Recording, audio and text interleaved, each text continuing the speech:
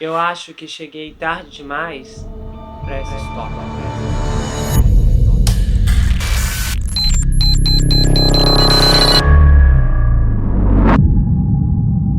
Olá pessoal, seu psicanalista favorito, e hoje estamos em mais um episódio. Na verdade, essa é uma peça investigativa exclusiva aqui do canal. E diferente de qualquer outra produção, essa história tem um contorno a mais. Nesse momento, a exata hora que o relógio aponta é 00:08. Hoje é sábado, dia 21 de setembro de 2024. Eu comecei a produzir essa história no primeiro semestre do ano passado.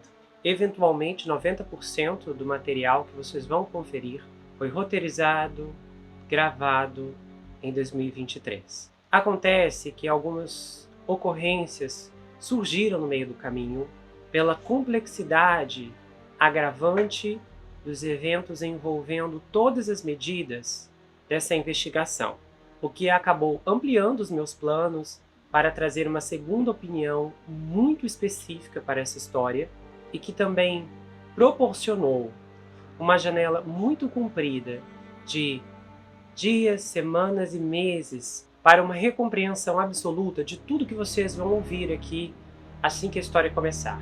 Na época eu fiz alguns vídeos diários, inclusive, registrando as minhas ideias, o que eu planejava, mas nesse momento eu estou aqui para concluir tudo que eu deixei em aberto com esse caso desde o ano passado e amarrar todas as pontas soltas dessa história. Eu sou Gustavo Negreiros e este é um episódio especial intitulado O Homem Errado. As câmeras gravaram Leonard Raheem Taylor passando pela segurança do Aeroporto Internacional de St. Louis Lambert na manhã de sexta-feira, 26 de novembro de 2004. Vestindo calça escura, camisa rosa e chapéu creme, o Leonard carregava 2 sacolas pretas enquanto dirigiu-se ao portão 16 para pegar o voo da Southwest Airlines, que partia das 8h10 para Ontário, na Califórnia. Que o Leonard fez essa viagem é indiscutível, mas o que isso significa depende de quem você acredita. De acordo com o estado do Missouri, a viagem era uma evidência de que o Leonard, então com 40 anos, estava fugindo de St. Louis, depois de tirar a vida brutalmente da sua namorada de 28 anos, Angela Rowe, e os seus 3 filhos pequenos. De acordo com Leonard, a viagem foi a negócios, mas com uma reviravolta. Ele planejava conhecer a sua filha de 13 anos, Deja, pela primeira vez. Durante a visita, Deja e a sua mãe, a ex-namorada dele, disseram que o Leonard ligou para Angela em St. Louis e colocou Deja no telefone para conversar com uma das filhas dela.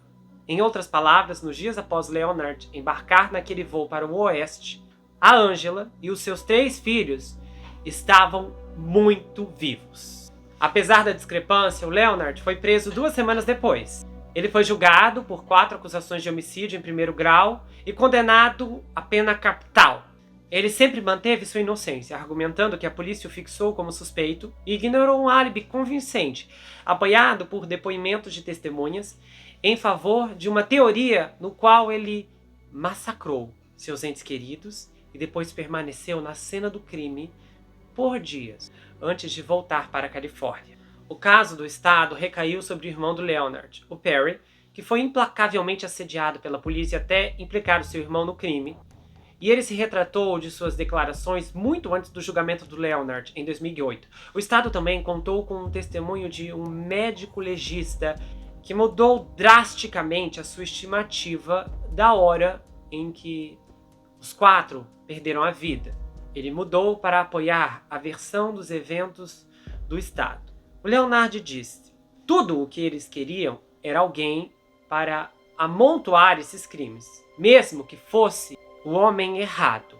No entanto, o Missouri estava se programando para executar o Leonard em 7 de fevereiro de 2023. Todos os recursos dele haviam sido negados, deixando em aberto uma série de perguntas sem respostas e dúvidas sobre sua culpa. Os seus esforços para se valer de uma lei do Missouri que permite aos promotores reabrir possíveis condenações injustas foram rejeitadas pelo promotor público do condado de St. Louis, Wesley Bell. Embora a Suprema Corte do Missouri tenha negado um pedido para suspender a execução dele, o Projeto Inocência do Midwest pediu ao governador Mike Pearson para intervir e conduzir uma investigação sobre o caso. No pedido, eles disseram: os advogados têm sérias preocupações de que o Missouri vai executar um homem inocente. Sem tal inquérito, Leonard Taylor será executado sem que um único investigador revise as evidências de sua inocência real. A família da Angela estava preocupada. Era sexta-feira, 3 de dezembro, e ninguém falava com ela há vários dias. Eles ligaram para a escola de seus filhos e foram informados que os menores não estiveram lá a semana toda. Isso levantou alarmes e deixou a sua irmã mais velha, Gerwan, preocupada. Os filhos da Angela, Alexis, de 10 anos, a Cria, de 6 anos, e a Therese, de 5 anos, nunca faltaram à escola. A polícia chegou à casa dela, em Jennings, fora dos limites da cidade de St. Louis, para checar a família por volta das 18 horas. A frente da casa estava pontilhada de decorações de Natal, e as edições do jornal de St. Louis Post estavam enroladas em sacos plásticos no gramado, e a correspondência se acumulava através da porta de proteção. Lá dentro, a polícia se deparou então com uma cena horrível. Os 3 filhos dela estavam deitados na cama de Dócil, no quarto dos fundos, completamente vestidos. Havia um edredom puxado sobre eles, e cada um deles levou um tiro na cabeça. Uma TV no quarto estava tocando alto, e no quarto da frente estava a Angela, também vestida e sob um cobertor. Ela também foi baleada na cabeça. O ar-condicionado foi regulado para cerca de 50 graus. E aí Joseph Lepp, o investigador do escritório do médico legista, relatou que o corpo dela estava em rigor mortis, um enrijecimento dos músculos que geralmente ocorre pouco depois do falecimento.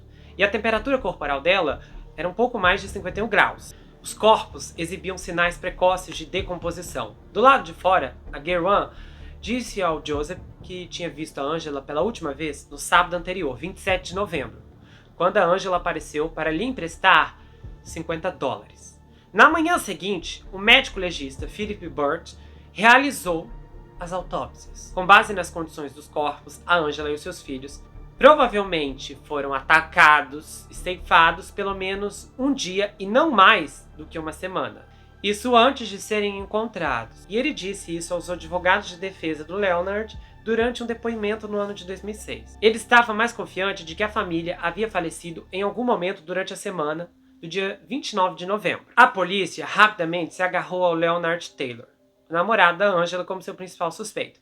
Na noite em que os corpos foram encontrados, a Gerwan perguntou aos policiais se o Leonard estava dentro da casa, e os relatórios da polícia indicam que vários membros da família da Angela disseram que o relacionamento deles não era isento de dificuldades. Leonard tinha uma ficha criminal e um histórico de violência. Ele havia cumprido pena na Califórnia por violação íntima, e ele havia sido acusado em 2000 de atacar intimamente a sua enteada de 16 anos. Ele também era um traficante de drogas experiente que traficava substâncias em todo o país, acumulando uma série de pseudônimos e identidades fraudulentas. Ainda assim, para algumas pessoas, o Estado não conseguiu oferecer um motivo convincente para explicar o crime cruel e de sangue frio. As 2 primeiras décadas da vida do Leonard Taylor não apontaram para uma carreira no submundo do crime. Ele diz que teve uma boa educação, que o pai dele era um veterano que trabalhava nos Correios e depois abriu uma barbearia. Ele também foi um membro ativo do movimento de libertação afro-americano em St. Louis. E a sua mãe era uma mulher amorosa. Ele disse que ela criou os filhos muito bem. Eles tinham enciclopédias em casa e ele gostava de participar dos escoteiros. E aí ele olhou para o líder da tropa, que se parecia com o cantor Ted Pendergrass, e conseguiu acampar, nadar e escalar rochas. Leonard, o meio de 5 filhos, tinha 7 anos quando seus pais se separaram. Às vezes, as coisas eram difíceis para sua mãe, que agora era solteira, mas a sua fé como testemunha de Jeová os ajudou a superar. A avó do Leonard o alertou contra substâncias ilícitas, dizendo que as substâncias era uma porta de entrada para o mal. E outros membros da família lhe disseram que substâncias ilícitas são substâncias ilícitas. O Leonard disse que era bastante quadrado. E depois de se formar na Southern High School, Leonard ingressou no exército e depois na reserva por 6 anos, tornando-se mecânico de rodas leves e especialista em conserto de geradores. De volta ao Missouri, ele trabalhou como segurança e administrou os Payers na Natural Bridge em St. Louis. Um dia, uma jovem entrou para comprar frango. E aí eles começaram a namorar, trocaram números e se apaixonaram. Quando ele tinha 22 anos, eles se mudaram para San Bernardino, na Califórnia. Aí o caminho dele tomaria uma virada dramática e até perigosa. Era meados de 1980, no auge da epidemia de substâncias ilícitas, quando o Leonard passava um tempo com um primo que ele descrevia como um viciado em substâncias ilícitas, mas que era uma pessoa funcional. Ele disse que nunca fumava. Ele disse, eu nunca fumei nada na minha vida, nem um cigarro, eu nunca usei nenhum tipo de substância ilícita. A única coisa que eu já usei em termos de substâncias, é claro, que quando eu estava no exército, foi bebida alcoólica, que eu tomava. O Leonard disse que se lembrava do dia em que descobriu que mesmo não usando substâncias ilícitas, ele tinha um jeito para vendê-las. Ele estava saindo com a sua prima e disse a ela que poderia quebrar as substâncias em porções menores e que poderia render mais dinheiro.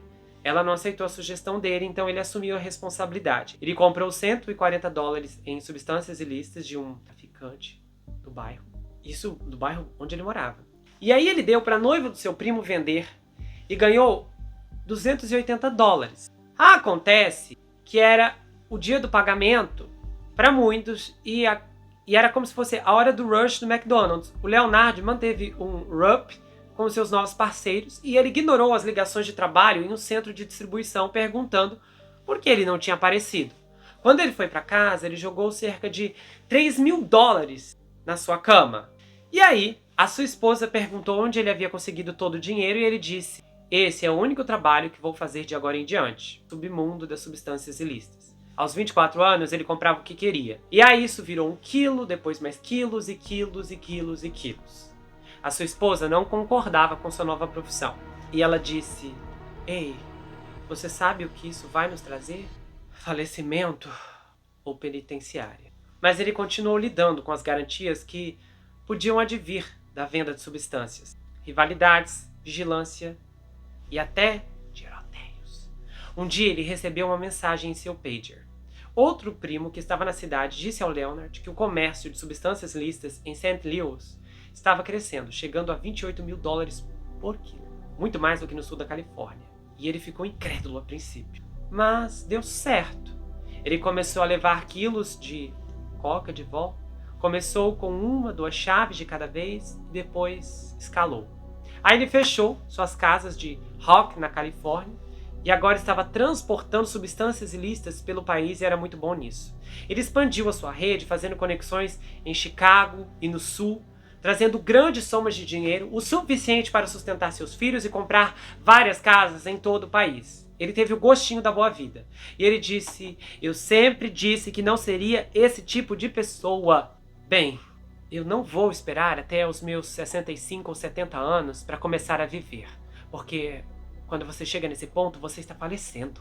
E o Leonard conduziu esse esquema regularmente, ficando com uma de suas namoradas em qualquer cidade que estivesse. Ah, porque nesse ponto ele já estava com várias. Isso de Washington a Kentucky. E embora ele estivesse casado com a sua esposa na Califórnia, eles não tinham um casamento tradicional. Então, ele estava vivendo de uma forma bem diferente. Até o dia 13 de fevereiro de 91, quando os federais arrombaram a porta, encontraram as substâncias, as ferramentas de fogo e o dinheiro. O Leonard teve relacionamentos íntimos sobrepostos, que seguiram o caminho de seus negócios ilícitos, o que lhe rendeu o apelido de Cass, abreviação de Casa Nova. E aí é que tá, nesse ponto em que o Leonard foi preso, ele também já tinha iniciado um relacionamento com a Angela Rowe. Entre as suas ex-parceiras estava Mia Perry, a mãe da Deja, com quem ele se envolveu no final dos anos 80. E aí, no mesmo ano em que a Deja nasceu, ele foi preso e condenado à prisão federal. E aí ele nunca conheceu a filha bebê. E enquanto estava lá dentro, o Leonard disse ao Kansas City, um jornal, que ele ficou ligado que alguns caras estavam em algumas coisas corporativas, fazendo fraude em cheques corporativos. Enquanto o Leonard estava lá preso, ele ficou ligado que alguns de seus colegas estavam envolvidos em coisas corporativas, fazendo fraude em cheques. Aí, quando ele foi solto da cadeia, ele começou uma carreira de curta duração em crimes de colarinho branco, que o levou de volta à prisão estadual do Missouri. A Angela, que era a irmã mais nova de um ex-vizinho do Leonard, de St. Louis, o visitava com frequência quando ele estava preso. Quando ele foi solto em 2002, o Leonard reatou, enviando por todo o país. E aí ele ficava com a Angela quando ele estava na cidade. Só que no verão de 2004, a Angela, o Leonard e os filhos dela se mudaram para casa em Jennings. A Angela tinha o nome dele tatuado no braço. Ao redor da casa havia fotos do casal sorridente, bilhete de amor que a Angela havia escrito. E essa mudança foi um alívio, porque, de acordo com Leonard, na época que antecedeu a mudança, até parece que aconteceu às pressas, ele tinha um negócio com substâncias ilícitas que deu muito errado. Estava notoriamente ligada a uns gangsters violentos que operavam em St. Louis e no sul de Illinois. Enquanto isso, ele também conseguiu uma pista sobre a sua filha há muito tempo perdida, a Deja. E aí, ele a localizou na Califórnia, isso usando a internet, inclusive, porque ele ficou muito tempo procurando. E aí, ele a encontrou poucos dias antes do Dia de Ação de Graças. Aí, durante esse reencontro, o Leonard diz que ligou de volta para casa em St. Louis para compartilhar a notícia com a Angela. Ele tinha plano de trazer a Deja de volta para St. Louis e queria que ela conversasse com a Angela e depois com a Alexis, de 10 anos. Aí, na segunda-feira seguinte, ele embarcou em um ônibus de Greyhound, carregando 1 quilo de substância ilícita e voltou para o leste a negócios. No dia 9 de dezembro, o Leonard foi preso em Kentucky pelos homicídios. 8 horas depois que os corpos foram encontrados, às 2h15 do dia 4 de dezembro, o Perry Taylor recebeu um telefonema de um detetive da polícia de St. Louis. O Perry, que já faleceu, trabalhava como motorista de caminhão para a Wayne Transportation. E essa empresa o enviava por todo o país para transportar cargas. E ele passava tanto tempo na estrada que se mudou de seu apartamento em St. Louis no início daquele ano, guardando os seus pertences na casa que o seu irmão dividia com a Angela. O caminhão do Perry tinha quase tudo o que ele precisava, incluindo uma TV e um aparelho de DVD. Nas raras noites em que ele passava em St. Louis, ele estacionava em um estacionamento atrás de uma casa e dormia em seu caminhão. O Perry estava passando a noite no sul de Atlanta quando recebeu a ligação. Então não está claro se a polícia foi a primeira a informá-lo de que a Angela e seus filhos perderam a vida baleados. Mas de acordo com o relatório da polícia, um detetive perguntou ao Perry se ele sabia onde estava o seu irmão mais novo. O Perry disse que o Leonard provavelmente estava na Califórnia. Aí, ele estimou que fazia cerca de 1 mês desde que eles se falaram. Questionado sobre o relacionamento do seu irmão com a Angela, Perry disse que tinha sido muito forte, até onde ele sabia. De acordo com o relatório, o detetive desligou e imediatamente ligou para a polícia local na Geórgia, que foi até a parada de caminhões onde o Perry estava hospedado, na esperança de encontrar o Leonard em sua carreta, mas ele não estava lá. Implacáveis, os detetives de St. Louis continuaram a rastrear o Perry usando as coordenadas de GPS fornecidas pela empresa de transporte. Ao saber que ele estava programado para fazer uma entrevista em Nova Jersey, 3 detetives voaram para encontrá-lo. E eles encontraram o Perry em uma parada de caminhões em Nova Jersey, em Turpin. Segundo o relato, eles o levaram a uma delegacia da polícia local, onde perguntaram novamente quando ele havia falado com o irmão pela última vez. Quando Perry se lembrou da conversa ocorrida no início de novembro, seu irmão havia ligado sobre um show de rap no Alabama, mas os detetives disseram que tinham registros que mostravam o contrário. Eles também perguntaram se o Leonard tinha uma ferramenta de fogo. O Perry disse que não surpreenderia dado o estilo de vida de seu irmão. Ele falou, olha, ele se veste bem, ele queria sair com rappers. E os detetives perguntaram se o Perry havia dado uma carona ao Leonard, e ele disse não, acrescentando que eles estavam livres para procurar impressões digitais em seu equipamento. Aí, em 8 de dezembro, os detetives finalmente conseguiram o que queriam com o Perry. Ele tinha acabado de chegar em St. Louis quando o pararam em um posto de gasolina na rodovia 70. Eles o prenderam, levaram-no à delegacia da polícia de Jennings e pediram que prestasse uma declaração em vídeo. No vídeo, Perry, que estava sentado na frente de 2 detetives brancos, vestindo um moletom azul escuro, óculos escuros e um par de algemas que, eventualmente, são removidas. O vídeo original, com mais de 3 horas de duração, foi posteriormente editado em vários clipes, totalizando menos de 8 minutos. Os jurados veriam apenas a versão abreviada. No primeiro clipe, que começa por volta das 23 horas, o Perry é questionado novamente quando foi a última vez que conversou com o irmão. A última vez que falei com ele foi na noite em que ele me disse que fez isso. Aí o Perry disse que o Leonard ligou para ele pedindo dinheiro porque ele tinha que fugir. Quando o Perry perguntou por que, ele disse: eu tirei a vida da Angela. A princípio, ele pensou que o seu irmão estava brincando, mas então o Leonard disse que atacou Angela com um objeto cortante. E ele também disse algo sobre tirar a vida dos filhos dela, embora o Perry não pudesse dizer exatamente o que. Ele se lembra que o irmão disse: eu vou tirar a vida dos menores também. Ou eu tirei a vida dos menores. Ele não se lembrava qual das duas versões o irmão realmente disse. Aí em outro clipe gravado perto da 1h da manhã, o Perry lutava para contar à polícia quando exatamente aquela conversa telefônica aconteceu. E aí um detetive o avisou: ele já te contou antes do dia de ação de graças o que aconteceu, certo? E aí ele disse sim. Isso foi no dia anterior? 2 dias antes? Aí o Perry faz uma pausa hesitante, dizendo que realmente não tinha certeza. Ele disse: se eu tivesse que adivinhar, diria que foi no dia anterior. Em um depoimento pré-julgamento, 3 anos depois, o Perry insistiu com raiva que havia sido coagido a dar essas declarações contra o seu irmão. Ele disse aos advogados de ambos os lados que desde o momento em que o encontraram pela primeira vez em Atlanta, a polícia o agrediu verbalmente, fisicamente, o puxou para fora de seu caminhão, socando, chutando e o ameaçando. Em Nova Jersey, eles saquearam seu caminhão, destruíram sua TV e DVD player e deixaram poeira preta de impressões digitais por toda a parte. Depois, eles o trancaram na prisão local.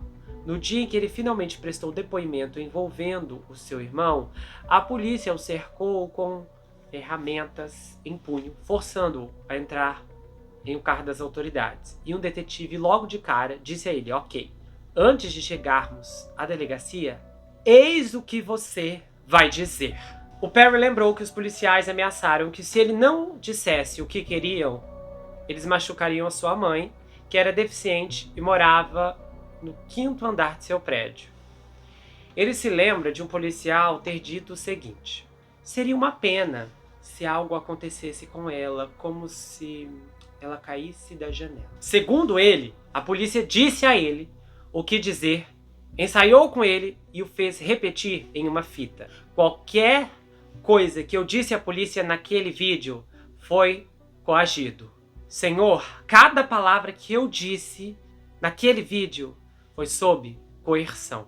Ele disse aos advogados que a conduta da polícia acabou custando-lhe o emprego e tudo o que possuía. O seu caminhão foi apreendido e ele não conseguiu retirar nenhum de seus pertences da casa da Angela. A polícia me disse que eu não poderia ir buscar nenhuma das minhas coisas. E eles não davam a mínima para o que aconteceu com isso. Mas o que mais me irritou foi como eles maltrataram a minha mãe. Ela nunca teve sequer uma multa de estacionamento. E para a polícia ir à casa da minha mãe e assediá-la do jeito que eles fizeram, ameaçá-la do jeito que eles fizeram, esse é o tipo de coisa que faz você odiar a aplicação da lei. O Perry insistiu repetidamente que o Leonard era inocente. O meu irmão não é capaz dessas coisas e eu não acredito no meu coração que ele fez isso. Vocês olham para o registro criminal dele, olham para o passado e o passado dele, e vocês foram para uma caça às bruxas. Vocês não consideraram nenhum outro suspeito. No entanto, 1 ano depois, as declarações gravadas em vídeo do Perry se tornariam a principal evidência do Estado contra o Leonard no julgamento. Havia outra implicação nesse ponto. A alegação de violação surgiu inicialmente em 2000, aquela da enteada dele lá de 16 anos. Só que ele não foi acusado até a sua prisão, no caso, em 2004. E ele disse a um jornal na época que não tocou na adolescente porque ele disse que era uma figura paterna para ela. e que ela estava brava com ele por dizer a ela o que fazer, ou seja, para parar de sair com um jovem lá que era ficante também, e que ele falou para ela: melhore suas notas. Aí ela, com raiva e revolta, inventou uma acusação falsa. Determinar a hora do falecimento é, na melhor das hipóteses, uma ciência inexata. Embora programas como Lei e Ordem apresentem patologistas e outros combatentes do crime que anunciam a hora exata do falecimento com base em um mero exame visual, descobrir isso na vida real é uma proposta mais complicada. Há pistas que os patologistas costumam considerar, como rigor mortis, lividez, o acúmulo gravitacional de sangue após o falecimento, resfriamento do corpo, atividade de insetos pós-mortem e putrefação. Mas cada mudança física pode depender de vários outros fatores. Ainda assim, existe uma maneira confiável de resolver isso em meio às incertezas corporais. Se você sabe quando alguém foi visto vivo pela última vez e quando foi encontrado falecido, pode apostar que a hora do falecimento está em algum lugar no meio. Quase imediatamente, os investigadores tiveram informações concretas sobre quando a Angela e os seus filhos foram vistos pela última vez. Na cena do crime, a irmã dela, Graham, disse que a Angela a visitou no sábado 27 de novembro. Beverly Cullen, uma das tias dos menores, disse que recebeu um telefonema da Alexis por volta da meia-noite de sábado. Isso se destacou porque Alexis nunca ligou para ela tão tarde e ela sentiu ansiedade na voz da menor. Ao fundo, ela disse que podia ouvir uma discussão. Já a Sherry Cullen, outra tia, disse que falou ao telefone com Alexis por volta do meio-dia de sábado. E a Sherry também disse à polícia que conversou com a Angela no domingo de manhã, às 10 horas, para discutir os planos para os menores ficarem com ela no fim de semana seguinte, a partir do dia 3 de dezembro. E aí ela podia ouvir os menores brincando ao fundo e ouviu a Alexis gritar que ela estava animada com a visita. Finalmente, um vizinho chamado Elmer Massey, cuja filha brincava regularmente com os filhos da Angela, disse à polícia que tinha visto ela e os seus filhos no fim de semana e que em algum momento, durante a semana do dia 29 de novembro, ele tinha visto um homem negro olhando por detrás da porta. Por detrás da porta de tempestade da casa. Apesar desses relatos consistentes, os relatórios policiais não revelam nenhum esforço dos investigadores para descobrir o que aconteceu depois do dia 28 de novembro, o último dia em que as testemunhas relatam ter conversado com a Angela e os filhos. No julgamento, os promotores retrocederam o relógio, analisando o depoimento gravado em vídeo do Perry e argumentando que o Leonard tirou a vida da Angela e dos filhos dela na madrugada do dia 24 de novembro e depois permaneceu em casa até voar para a Califórnia na manhã do dia 26 de novembro. Ao pressionar esse cronograma alternativo, o Estado tinha um forte aliado. O médico legista Philip Burt, que faleceu em 2014, havia dito anteriormente que a hora mais provável do falecimento era dias antes dos corpos serem encontrados, no dia 3 de novembro, e não mais do que uma semana antes, uma janela que excluiria o Leonard. Mas no julgamento, o Philip mudou sua história. Ele alegou que não havia levado em consideração que o ar-condicionado estava ajustado para 50 graus. Embora ele tivesse mencionado a temperatura durante seu depoimento. Com isso em mente, ele testemunhou que a Angela e os filhos dela poderiam ter sido baleados até 3 semanas antes de serem encontrados. A linha do tempo expandida pegou a defesa despreparada, e eles não contrataram seu próprio especialista em patologia para testemunhar em nome do Leonard. O Estado reforçou essa narrativa com o depoimento de uma testemunha relutante, uma ex-namorada do Perry chamada Beth Byers, que deixou claro no depoimento que não queria estar lá. Ela disse que o Perry havia ligado para ela na véspera do Dia de Ação de Graças, quando ela perguntou como Leonard estava. E aí ele respondeu: "Você não quer saber o que ele fez." E aí ela respondeu: "O que ele fez? Tirou a vida de alguém?" E ele disse: "Sim, ele tirou a vida da Andy e dos filhos dela." No dia seguinte, a Beth viu Perry pessoalmente e ouviu um telefonema entre ele e seu irmão, no qual ficou claro que o Leonard ainda estava na casa da Angela com os corpos. Aí ela ouviu Perry dizer: Cara, que coisa você ainda está fazendo aí? Não está claro quantas vezes a Beth falou com os detetives, mas os registros policiais mostram que pelo menos uma de suas entrevistas foi gravada em um DVD ao lado de outra testemunha que tinha um relato incriminador semelhante e cuja essa entrevista foi apagada acidentalmente, segundo a polícia. De fato, o registro do caso mostra que pelo menos 5 entrevistas gravadas em vídeo, inclusive com testemunhas chaves, foram destruídas. Todas sem intenção, de acordo com o Estado. A equipe de defesa do Leonard lançou uma teoria sobre um perpetrador alternativo. Eles argumentaram que a Angela e os seus filhos foram ceifados quando apareceram na casa dela e não conseguiram encontrar o Leonard ou as substâncias ilícitas que pensavam estar escondidas.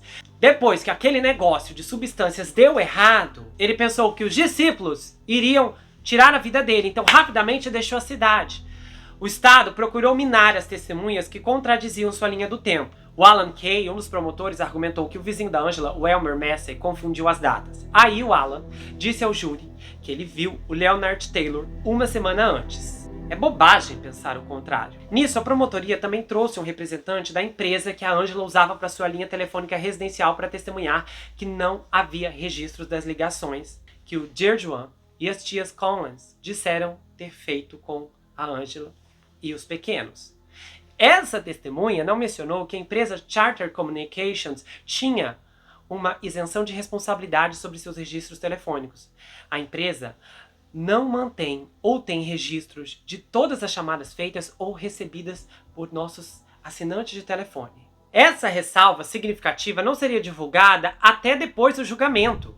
Em seu argumento final, o promotor disse ao júri que o Perry Taylor tinha os fatos corretos, enquanto a Dearjuan e os Collins estavam iludidos. A Dearjuan tinha problemas de abuso de substâncias e a Sherry e a Beverly, dominadas pela dor, estavam compreensivelmente confusas e suas memórias não eram confiáveis. São pessoas cometendo erros honestos. Ele disse isso ao júri. A Deja Taylor estava no final da adolescência quando seu pai foi enviado para o corredor da pena capital. A princípio, ela não sabia o que havia acontecido.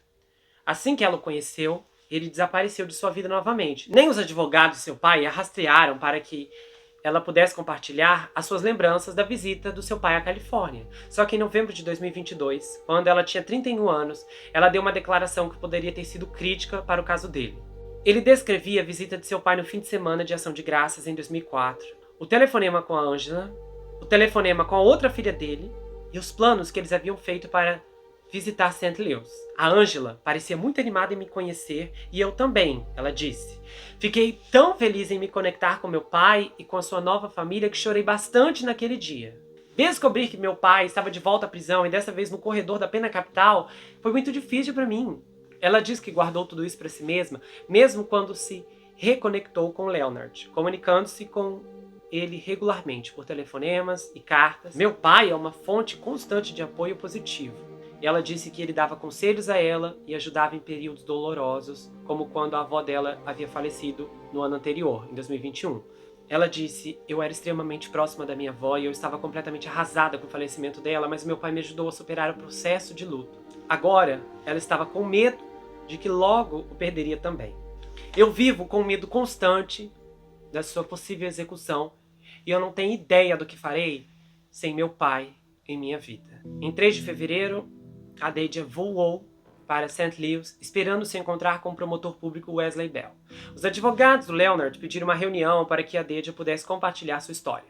Uma lei relativamente nova no Missouri permitia que os promotores eleitos intervissem em possíveis condenações injustas. Só que em fevereiro, o promotor Wesley Bell havia emitido uma declaração dizendo que não havia fatos para apoiar uma alegação confiável de inocência no caso do Leonard. Confusamente, no mesmo dia, o escritório dele também escreveu uma carta à Suprema Corte do Missouri dizendo que apoiava os esforços do Leonard para atrasar sua execução a fim de dar a seus advogados tempo adicional para investigar sua alegação de inocência.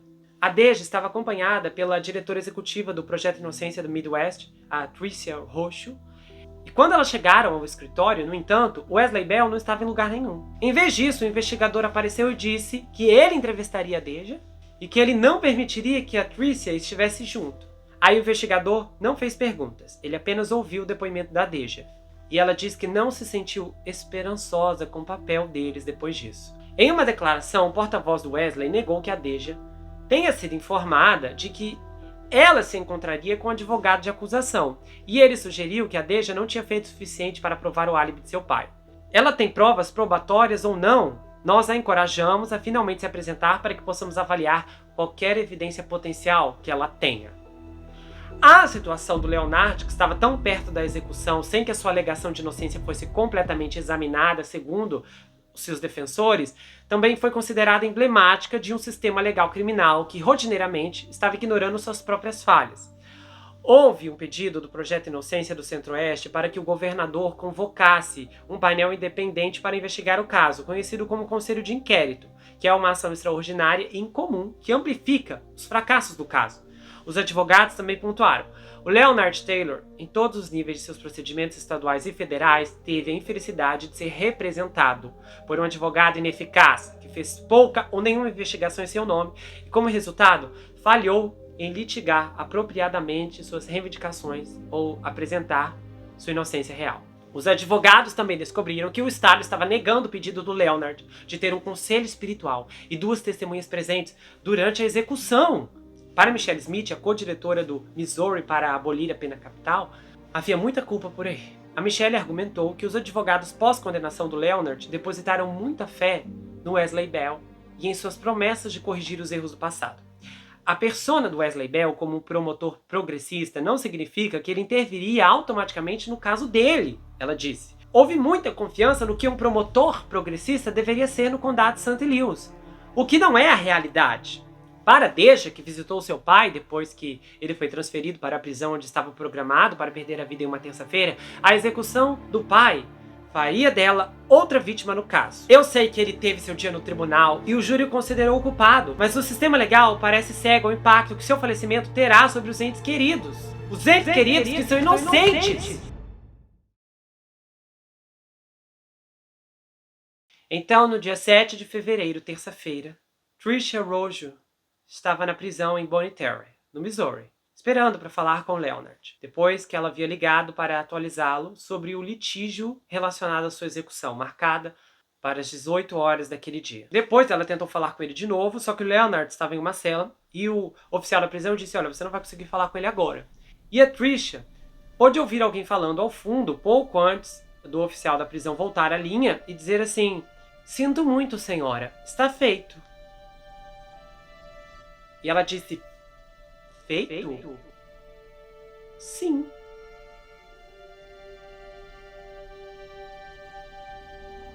Você quer dizer que o processo de execução está concluído? E ele disse: sim.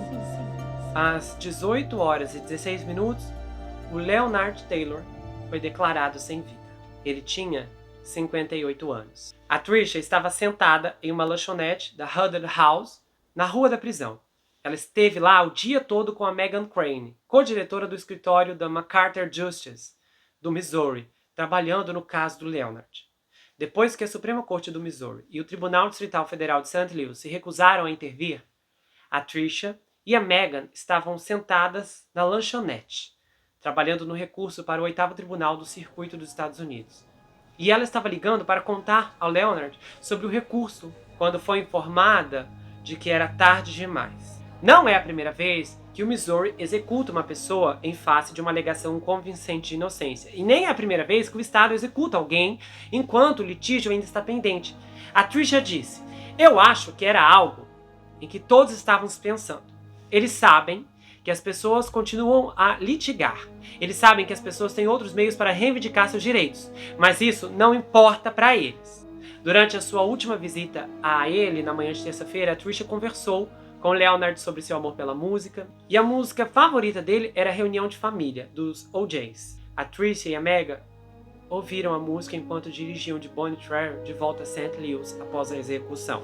O Leonard, um muçulmano devoto, aceitou seu destino, que qualquer que fosse a vontade de Allah seria a vontade de Allah. E ela disse: ele foi positivo até a última vez que falei com a equipe dele. A equipe dela realizou comícios em apoio ao Leonard em todo o estado na terça-feira, de Kansas City a Bonn, e a Michelle disse: sabe, um dia a verdade será descoberta. E e o Leonard Taylor será justificado e exonerado postumamente. Essa é uma injustiça inegável e irreversível, mas nas palavras do Leonard, ele viverá eternamente nos corações da família e dos amigos.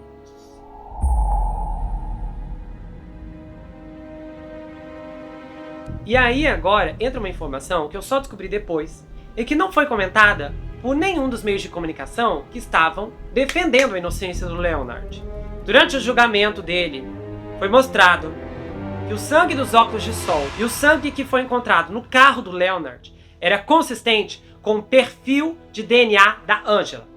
Uma testemunha também testemunhou que viu o Leonard descartar a possível ferramenta do crime no local que correspondia ao calibre das balas usadas nos homicídios.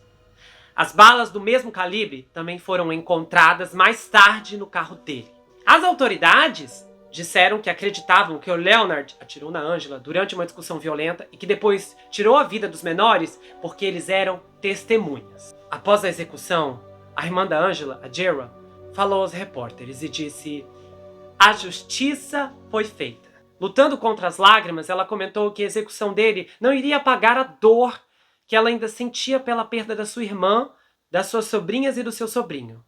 "Ainda sinto falta deles em aniversários e feriados. E esses são os dias mais difíceis." Edward Holman, sobrinho da Angela, disse: "Esse homem fez isso. Ele sempre disse a Andy: se você me deixar, eu vou tirar a sua vida. Eu vou tirar a vida dos seus filhos." O governador do Missouri, o Mike Pearson, disse: "O Leonard Taylor tirou a vida brutalmente de uma mãe e de seus 3 filhos. As evidências mostram que o Leonard cometeu essas atrocidades e um júri o considerou culpado.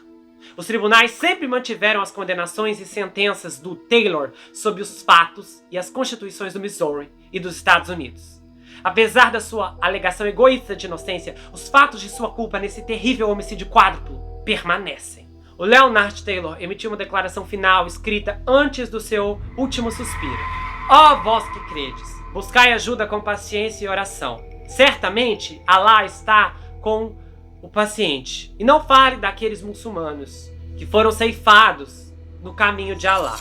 Como falecidos, nós estamos vivos. Mas vocês não percebem sua vida e força." Sagrado ao Corão, Sura, capítulo 2, versículos 153 e 54. Os muçulmanos não falecem. Nós vivemos eternamente nos corações de nossa família e amigos. De Alá vivemos e para Alá todos nós retornaremos.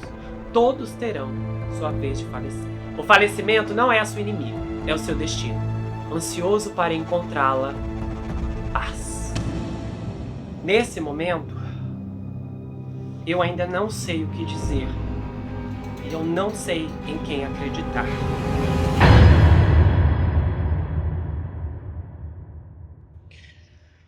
Bom, pessoal, aconteceu o seguinte. Nesse ponto que eu estou gravando esse registro agora, eu ainda não gravei o episódio, mas eu já roteirizei e especificamente eu estou assim muito pensativo com esse caso, porque eu já vim do caso do Richard Glossip, automaticamente já estou trabalhando em outro também com essa mesma proposta, e eu, assim, me pegou de um jeito, primeiro porque antes dessa reviravolta que vocês ouviram, a questão do sangue, eu acreditava totalmente que esse homem era inocente, e eu estava com uma convicção plena disso, porque, assim, com a questão ali dos horários, das divergências entre os testemunhos, você não tem como achar que aquilo ali é completamente, sabe, certo, que tudo bate 100%. E aí, aconteceu o seguinte, quando eu vi que esse homem havia sido executado, eu fiquei muito chocado. Eu fiquei chocado, eu fiquei arrasado, assim, eu fiquei muito, muito assim, angustiado. E depois, quando eu fui fazer a checagem dos fatos, eu esbarrei nessa informação do sangue, que eu achei assim muito estranha, porque eu não vi nas informações do Projeto Inocência, eu não vi também nos lugares que estavam alardeando a inocência dele. É um pouco estranho porque eu parto do princípio que é o seguinte: se uma pessoa é inocente, por mais que hajam coisas que apontem para o contrário, sabe, informações que são difíceis de explicar, não esconda essas informações do público. Deixe essas informações presentes. deixe essas informações às claras, porque quando posteriormente alguém descobrir, sabe, alguém que não estava ciente disso, o indivíduo vai se sentir traído. E é meio que como eu estou me sentindo agora. Então, assim, eu não sei se isso foi porque o jornalismo, de repente, os jornalistas acreditavam tanto na inocência dele que eles optaram por omitir essa informação, que é uma informação de difícil explicação. É, Sabe, eu realmente não sei, eu estou pensando no que eu vou fazer agora, e eu achei que seria interessante gravar esses registros, especificamente porque eu tenho uma ideia. A doutora Sandra é advogada e ela tem mais experiência nessa área, e ela também tem um maior intelecto para lidar com certas informações que eu não tenho capacidade, porque eu não sou formada em direito, obviamente, interpretação de documentos judiciais, porque tem algumas coisas que são conflitantes, e aí eu vou entrar em contato com ela.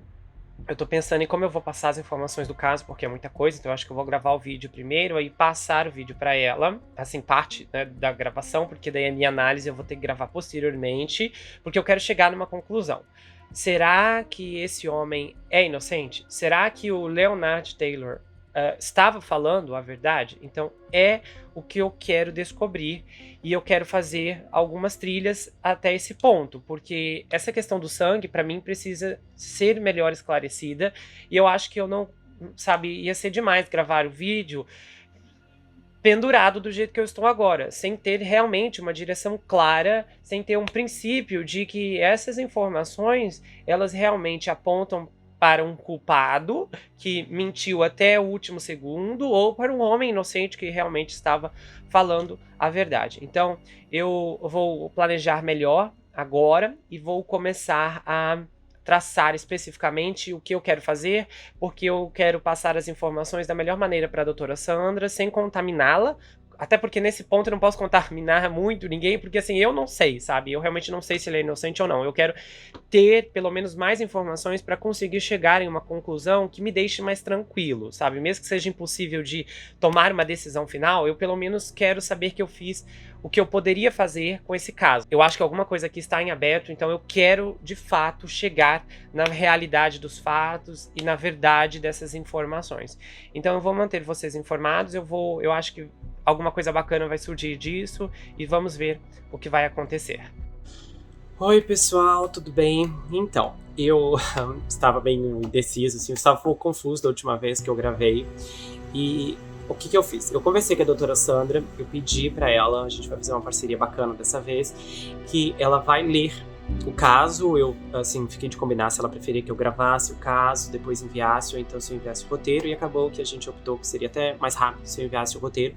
Então, eu já enviei o roteiro para ela, e ela vai ler, então ela ainda não sabe do que se trata, eu já falei assim, criei todo o esquema de silêncio, entendeu? Então ela não vai dar a opinião imediata dela pra mim e tal, a gente fez umas combinações pra evitar spoiler, até que a gente tenha um encontro onde nós vamos poder gravar, sabe, tipo uma live, alguma coisa assim, e ela vai me falar o que ela acha, porque eu quero ver muito essa questão do sangue, assim, que é a parte que me pega, é o sangue aqui, como eu falei da última vez.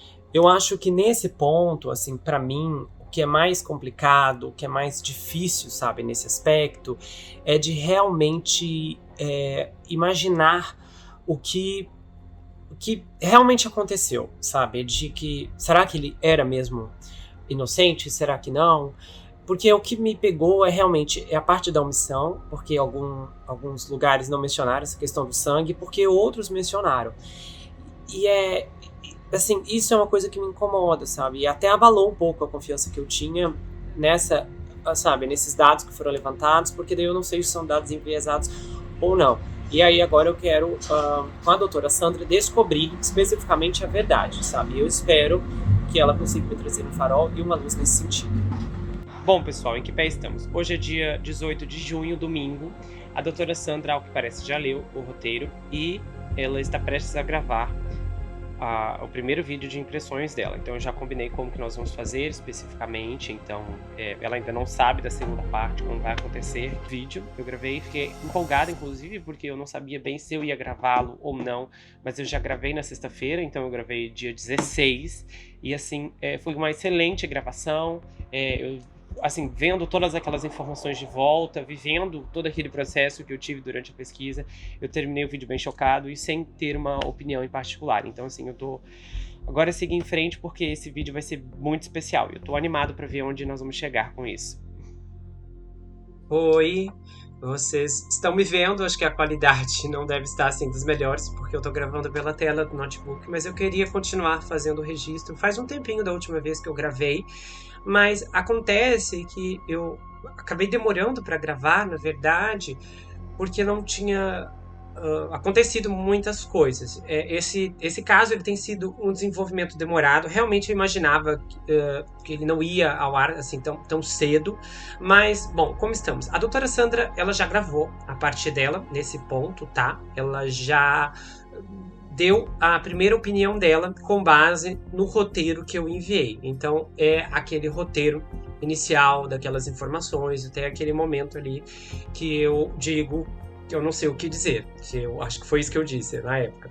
Que ela não sabe o que eu penso também. Eu já tenho mais ou menos, eu acredito, tá? Que ela acha que ele é inocente. Eu acredito que ela pensa nisso. Então, quero que realmente eu também estava pensando, embora eu não tenha o conhecimento técnico que ela tem em relação ao legista, porque isso eu sei que ela vai comentar, mas até ali eu tava achando também que ela era inocente. O que me deixou, realmente me pegou, me deixou sem chão, é a parte do sangue. Então eu vou querer ver agora com sangue, porque ela vai, eu sei que ela vai querer procurar, porque ela me disse isso, que ela vai querer procurar também, para ver como foram as defesas legais em relação até mesmo ali a questão dos corpos, etc. E é aí que vai entrar essa questão do sangue, que é crucial, porque eu quero mesmo saber a verdade. Esse homem é inocente ou esse homem é culpado? Então agora esperar para ver, vamos ver o que vai acontecer. Ai. Agora vamos lá. Agora eu tô vendo aqui que 3 anos depois, o irmão dele, no julgamento, mudou a história. Ele negou, ele disse que todas as declarações foram feitas sobre coerção. Mas isso ele só foi falar 3 anos depois? Olha, gente, via de regra, as polícias nos Estados Unidos, eles não usam de força física contra algumas pessoas. Contra pessoas, não algumas, não usam de força física. Mas, obviamente, aqui e ali vai ter um caso isolado que a gente ouve, principalmente lá pelos muitos anos atrás, 70, 80, 90, né? Mas muito raro. E ele está dizendo que ameaçaram, queriam fazer qualquer coisa com a mãe dele e tal, e por isso que ele confessou. Só que 3 anos depois ele mudou de opinião. Agora, eu penso comigo uma coisa. Tudo bem, gente. Eu sei que uma pessoa, quando está sobre tortura física, a pessoa confessa qualquer coisa. Só que se a pessoa confessou qualquer coisa, confessa na presença dele. Mas quando você sai dali, o que você faz? Você procura um advogado, você diz, não fui eu que fiz, me fizeram falar.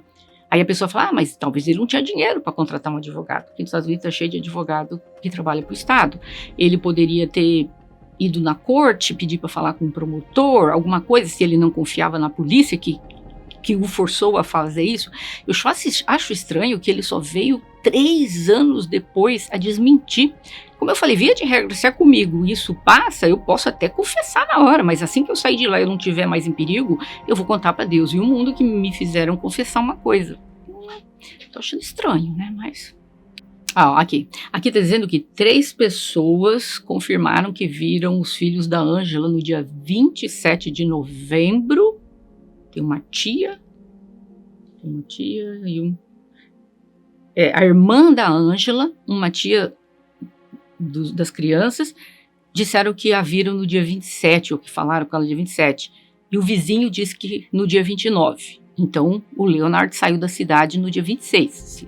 Se a memória deles estiverem boa, então o Leonard já não estava lá quando aconteceu isso. Olha aqui uma coisa. O argumento do promotor é que o Leonard ele tirou a vida da Ângela na madrugada do dia 24 e depois ele permaneceu na casa até ele voar para a Califórnia no dia 26 de novembro. Aqui tem uma coisa que me chama atenção. Se você vai na casa de alguém para tirar a vida de uma pessoa, você tira e você vai embora. Você não vai alterar a temperatura da casa. Isso foi em novembro. Novembro a temperatura nos Estados Unidos vai de 0 graus até 11, 12 graus. Então era uma temperatura fria. Então o ar-condicionado não deveria estar ligado. O que deveria estar ligado era a calefação da casa, para esquentar a casa. Só que ficou confirmado que o que estava ligado era o ar-condicionado. Então, me leva a crer que a pessoa colocou essa temperatura por quê? Porque ela estava dentro da casa e ela queria retardar o processo de decomposição. Porque se você entrou para tirar a vida de alguém por qualquer motivo, roubo, qual que seja, raiva, rivalidade, você entra, elimina e vai embora. Agora, você vai mexer na temperatura, se você está dentro de casa e quer que os corpos permaneçam ali pelo menos sem começar ali o processo de decomposição. Então eu estou achando meio estranho isso aqui, me leva a crer que alguém ficou dentro da casa quando tirou a vida deles, mas isso não quer dizer necessariamente que tenha sido o Leonardo, mas eu tenho certeza absoluta, alguém ficou dentro da casa, não tem por que alguém ter diminuído, colocado essa temperatura tão baixa de 10 graus.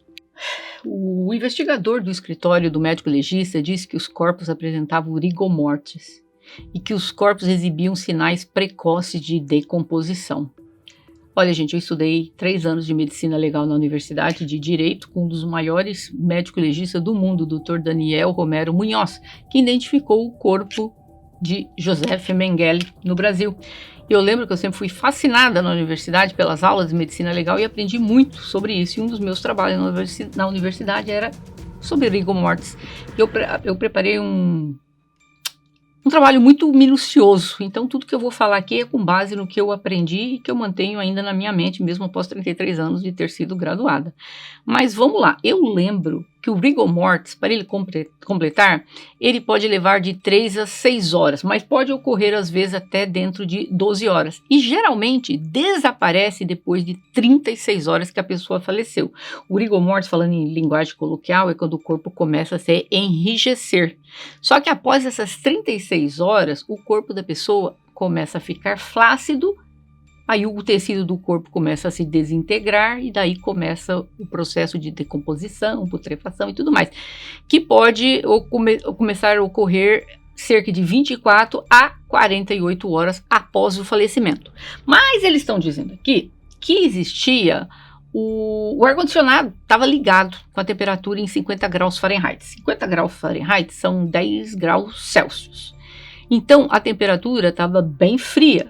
Então a composição demoraria um pouco mais devido a essa temperatura, levando em conta que se a temperatura fosse 30 graus positivos, obviamente que acabaria ali o rigor mortis em questão de 36 horas. Mas como a temperatura estava um pouquinho mais baixa, é possível sim que o corpo acabou demorando um pouquinho mais. Agora, não faz sentido eles dizerem que pode ter falecido, o médico, né, dizer que pode ter falecido até 5, 6 dias antes da descoberta do corpo. Gente, isso é impossível, isso é medicamente impossível. Por quê? Por causa da temperatura. Olha, tem uma coisa, a temperatura do ambiente muda em muito a decomposição de um corpo e também se o corpo está vestido, se o corpo está coberto, aí vai acelerar mais, né? Então todas essas coisas acabam contribuindo para isso. Mas tem algo que não faz sentido. O médico legista dizer que pode ter sido um dia antes do descobrimento ou máximo 5, 6 dias depois. Não pode. Não pode ter sido 5, 6 dias depois. Por quê? Porque o corpo apresentava rigor mortis, mesmo com a temperatura de 10 graus, o corpo não ficaria em rigor mortis daquela forma, gente, de jeito nenhum. Em julho de 2023, quando estávamos discutindo esse caso, a doutora Sandra esbarrou em uma reviravolta muito interessante. O mesmo legista do caso do Leonard também era uma peça importante em um caso que ela produziu. Você não vai acreditar. Olha que coincidência. Hoje eu fiz o caso da Patrícia Stalin. Sabe quem foi o médico que erroneamente, testemunhou lá e acabou colocando ela na cadeia, vamos dizer assim, pelo testemunho? É o mesmo médico do caso do Leonard, Dr. Bush. É o mesmo. Olha que coincidência. Eu estou lendo aqui o habeas corpus que foi feito no caso do Leonardo. Hoje que eu resolvi ler, para saber, como é que era o caso e tal, porque eu não tinha lido ainda, E eu tô lendo aqui um habeas corpus que foi feito para impedir execução dele, né? E, coincidentemente, o caso que eu coloquei hoje na internet é o Dr. Borsch que fez. Aí, o que no habeas corpus eles estão dizendo que a credibilidade dele é duvidosa, porque ele foi o cara que basicamente, erroneamente, né, colocou a Patrícia Stalin na cadeia e depois ela foi inocentada. Então o cara já tinha um histórico de quando dá o testemunho dele dá errado, entendeu? Aqui, ó. O legista disse que alguém tirou a vida deles um dia antes dos corpos serem encontrados, mas não mais que 7 dias. O legista aqui ele deixa uma janela bem ampla, que eles poderiam ter falecido um dia antes dos corpos serem encontrados ou até uma semana. Como eu falei antes, gente, o corpo apresentava rigor mortis, então eles não faleceram mais do que uns 4 dias da data que os corpos foram encontrados. Eu ficaria ainda ali na fase até dos 3 dias. Eu discordo totalmente até dessa uma semana que ele está dizendo que poderia ser. A filha do Leonard, que ele nunca tinha conhecido antes, morava na Califórnia. Eu vi que ela encontrou-se com o pai dela. Ela está dizendo que o pai dela viajou para a Califórnia na semana de Ação de Graças e que foi após o dia de Ação de Graças, ele colocou a filha dele para falar no telefone com os filhos da Angela. O dia de Ação de Graças nos Estados Unidos cai, a gente chama Thanksgiving aqui, ele cai sempre na última quinta-feira de novembro. Tá, vamos fazer uma matemática aqui. O novembro tem 30 dias, ok? E foi na última quinta-feira do mês. Então, pelo depoimento da filha dele, ele falou com os filhos, ela, né, a filha dele, falou com os filhos da Angela no final da semana, depois do dia de Ação de Graças. Só que a gente não sabe, o final de semana pode ser tanto sábado, mas como domingo. Mas vamos fazer essa matemática aqui. Se o último dia é o do mês, se o último dia em novembro, vamos fazer uma matemática aqui. Novembro tem 30 dias. O Leonard estava na Califórnia, segundo a filha dele. Falou com os filhos dela no final de semana. O final de semana seria dia 27 ou dia 28. Pode ser no sábado ou pode ser no domingo. Então, se ele estava na Califórnia, porque ele colocou a filha no telefone para falar com os enteados, então ele teria falado com ela, ele já teria saído de casa, ele não estaria mais em casa, porque ele viajou no dia 26. Então vamos supor que a filha dele tenha falado com os filhos da Angela dia 27, dia 28. Ele viajou no dia 26, então quando a filha falou, a Angela estava viva, quando o Leonard saiu de lá. Tem muita coisa estranha dentro desse caso aqui que não está batendo, gente, não está batendo. Como eu falei, existe uma diferença muito grande quando a temperatura de um ambiente, se seu corpo, você acaba falecendo no local, temperatura lá fora 35 graus, o corpo está vestido, o corpo está coberto, tudo vai ser mais rápido ainda, muito mais rápido, sabe? O rigor mortis inicia-se antes, a flacidez depois também acontece antes.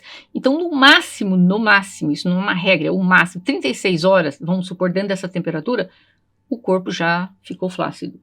Mas como tinha, vamos supor que esse mesmo corpo estava lá fora, temperatura de 10 graus, sim, o corpo vai demorar um pouquinho mais, não 36, pode levar talvez 48, até 72 horas, mas não mais do que isso. Existe uma tabela que os médicos usam, os legistas, para eles identificarem quantos dias a pessoa faleceu, de que forma. Eles colocam a temperatura do local com a temperatura do corpo e depois eles adicionam quantos dias foram. Eu não tenho em mãos, pelo que eu li tudo aqui, eu não tenho em mãos qual era a temperatura do corpo deles, mas vamos fazer aqui outra matemática. Geralmente, nós, quando nós estamos normais, né, vivinhos, nossa temperatura é 97, 98, aquela coisinha assim. Quando nós falecemos, a nossa temperatura cai no mínimo para uns 37, 39 graus, uma coisa assim. Aí, a casa tinha uma temperatura de 10 graus Celsius, 50 Fahrenheit, 10 graus. Então, o que eles fazem? Fazer essa matemática. Eles pegam os 10 graus da casa, eles dividem pela temperatura do corpo, né? E eles chegam a quantos dias? Mas a temperatura do corpo tende a ir baixando. E como a casa estava com o ar-condicionado ligado, então demoraria um pouquinho mais. Olha, gente, eu acho que não passa de 3 dias. Eu diria 3 dias que esses corpos, exagerando 4. Vamos lá.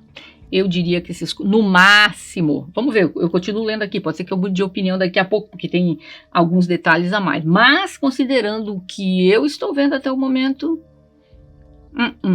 esse médico legista está errado. Eu só preciso ver se houve alguma contradição no que ele está falando aqui, se teve algum outro legista, alguma coisa aqui, porque eu não sou médica legista, né, mas eu aprendi sobre rigor mortis. Esse caso, de jeito nenhum, esses corpos estavam lá há 5, 6 dias. De jeito nenhum. Eu diria 3 dias, 4, exagerando. Vou ficar ali nos 3, 4 dias. Então, ele já não estava mais lá quando tudo isso aconteceu. Mas vamos continuar lendo aqui, vamos continuar.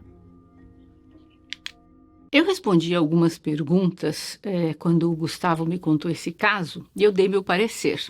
Só que algumas informações vieram posteriormente.